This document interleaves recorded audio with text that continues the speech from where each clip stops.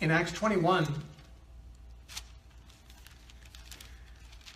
when James is talking to Paul, when Paul has visited Jerusalem, and James is the leader of the Jerusalem church, the church in Jerusalem had heard wrongly that Paul was teaching Jews not to circumcise their children. Now, Paul was not teaching Jews not to circumcise their children. Paul didn't go out and giving instructions to Jews. He gave instructions to the church. He told the Gentile Christians whom he evangelized that they were not to circumcise their children.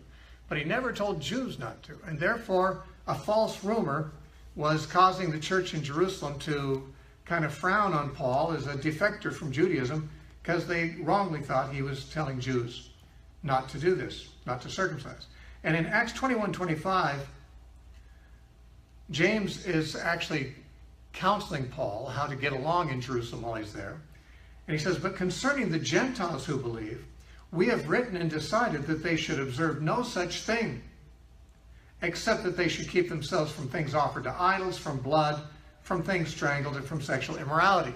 This is a reference to the Jerusalem Council's decision in Acts chapter 15 that came together to decide whether Gentiles need to observe the Torah or not.